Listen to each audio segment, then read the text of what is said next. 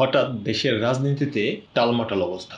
নতুন দল এনসিপির নির্বাচন কমিশন ঘেরাও, এই কমিশনের অধীনে নির্বাচন অংশগ্রহণ করবে না বলে হুঁশিয়ারি। অন্যদিকে বিএনপির স্থায়ী কমিটির জরুরি বৈঠকের সিদ্ধান্ত, এই বছর ডিসেম্বরে জাতীয় নির্বাচন, ৩ উপদেষ্টার পদত্যাগ দাবি, না হলে সরকারের উপর থেকে সমর্থন প্রত্যাহার। বিস্তারিত দেখুন লাখো কণ্ঠের প্রতিবেদনে। ডিসেম্বরের মধ্যে নির্বাচন না হলে সরকারকে আর সহযোগিতা নয়।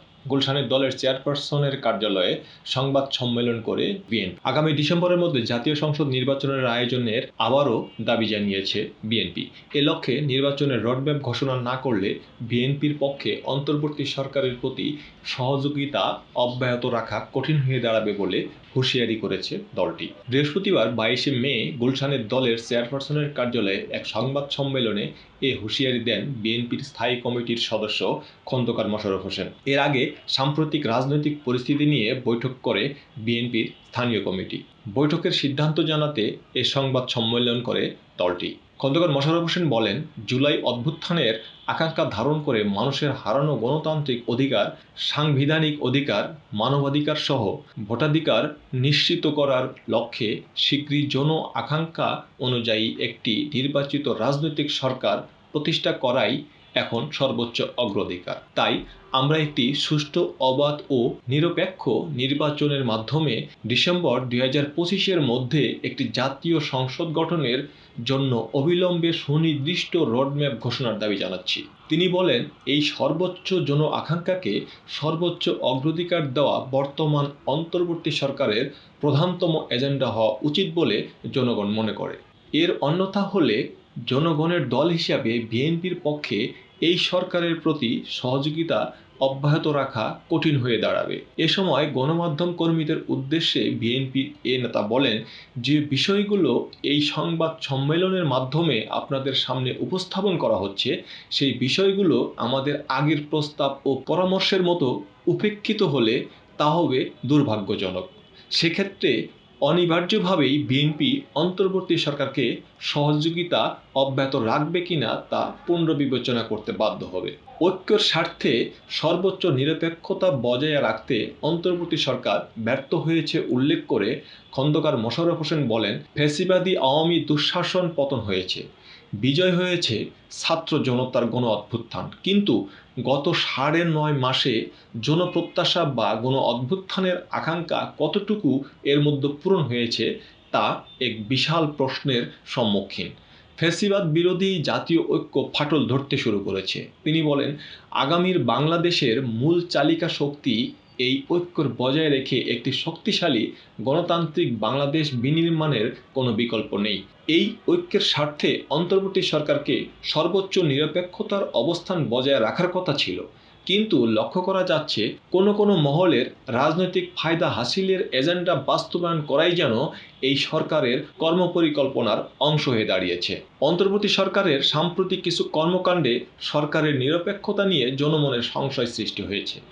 এ সময় সরকারে থাকা বিতর্কিত উপদেষ্টাদের সরানো আহ্বান জানিয়ে বিএনপির স্থায়ী কমিটির এ সদস্য বলেন, অন্তর্বর্তী সরকারের নিরপেক্ষতা বজায় রাখার স্বার্থে বিতর্কিত কয়েকজন উপদেষ্টা যাদের বক্তব্য এবং কর্মকাণ্ডে সরকারের ভাবমূর্তি ক্ষুণ্ণ হচ্ছে, এমন বিতর্কিত উপদেষ্টাদের সরিয়ে দেওয়ার দাবি আমরা তুলেছিলাম। অন্তর্বর্তী সরকারের যে উপদেষ্টা একটি নতুন রাজনৈতিক দলের সঙ্গে প্রত্যক্ষ এবং পরোক্ষভাবে জড়িত বলে সবাই জানে ও বুঝে, উপদেষ্টা পরিষদে তাদের উপস্থিতি সরকারের নির্দলীয় নিরপেক্ষ পরিচিতিকে ক্রমাগত প্রশ্নবিদ্ধ করে তুলেছে। ফলে সরকারের ভাবমূর্তি রক্ষার্থে তাদের অব্যাহতি দেওয়া প্রয়োজন। তিনি বলেন, জাতীয় নিরাপত্তা উপদেষ্টার গতকালকের বক্তব্য আবারও নতুন করে বিতর্কের জন্ম দিয়েছে। সরকারের ভাবমূর্তি রক্ষার্থে তাকে অব্যাহতি দিতে হবে।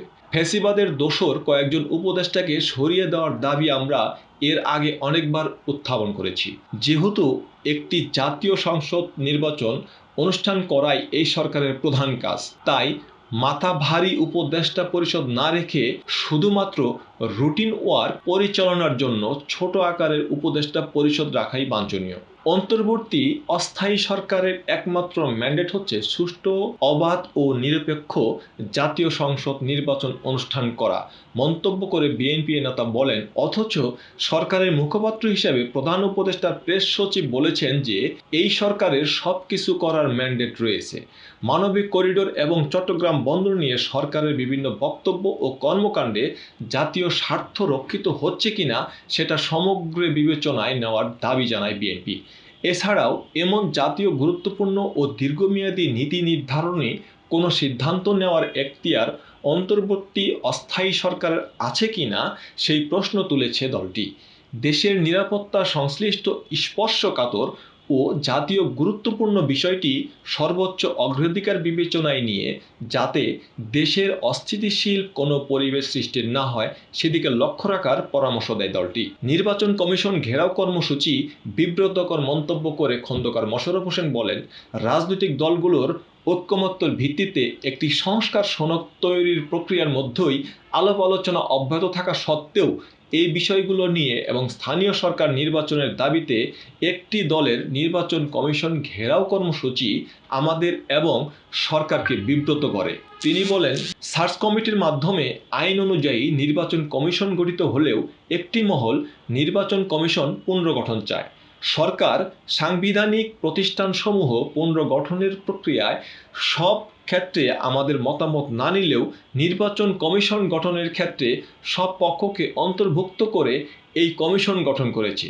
কিন্তু ঢাকা দক্ষিণ সিটি কর্পোরেশনের মেয়র সংক্রান্ত বিষয়ে আদালতের রায় অনুযায়ী গেজেট নোটিফিকেশন করায় নির্বাচন কমিশনকে অন্যায় ও অযৌক্তিকভাবে প্রশ্নবিদ্ধ করা হচ্ছে। আইনের শাসন প্রতিষ্ঠার জন্যই দেশের জনগণ রক্ত দিয়ে গণ অভ্যুত্থান করেছে। সুতরাং আমাদের আইনের শাসন প্রতিষ্ঠা দৃঢ় সংকল্পবদ্ধ থাকতে হবে। আমরা আশা করব নির্বাচনী ট্রাইব্যুনাল এবং উচ্চ আদালতের রায়ের প্রতি সম্মান প্রদর্শন করে অতি শিগগির সরকার ঢাকা দক্ষিণ সিটি কর্পোরেশনের মেয়র হিসাবে ইশরাক হোসেনকে শপথ গ্রহণ করানোর ব্যবস্থা নেবে। বিএনপির স্থায়ী কমিটির এই সদস্য আরও বলেন, সাম্প্রতিক সময়ে লক্ষ্য করা যাচ্ছে যে জন আকাঙ্ক্ষা অনুযায়ী সরকারের যা করণীয় তা যত সময়ে না করে চাপের মুখে করার সংস্কৃতি এরই মধ্যে সরকারের সক্ষমতা ও মর্যাদা ক্ষুণ্ণ করেছে, অন্যদেরও একই প্রক্রিয়ায় দাবি আদায়ের ন্যায্যতা প্রদান করছে। এই অনভিপ্রেত ও বিব্রতকর পরিস্থিতির দায় পুরোটাই সরকারের বলে আমরা মনে করি। তিনি বলেন, নির্বাচন কমিশনের সাংবিধানিক দায়িত্ব হচ্ছে রাষ্ট্রপতি নির্বাচন ও জাতীয় সংসদ নির্বাচন অনুষ্ঠান করা। এমন বাস্তবতায় স্থানীয় সরকার নির্বাচনের দাবিতে নির্বাচন কমিশন ঘেরাও করার বিষয়টি উদ্দেশ্যমূলক ও রহস্যজনক। ফ্যাসিবাদী শক্তির বিচার কাজ চলমান থাকবে জানিয়ে খন্দকার মোশাররফ বলেন, যেহেতু সংস্কার একটি চলমান প্রক্রিয়া, তাই সংস্কার ও নির্বাচন প্রক্রিয়া দুটোই একই সঙ্গে চলতে পারে। পতিত ফ্যাসিবাদী শক্তির এবং ব্যক্তির অর্থাৎ দল এবং মানবতা বিরোধী অপরাধে অভিযুক্ত ব্যক্তিদের বিচার প্রক্রিয়া চলমান থাকবে।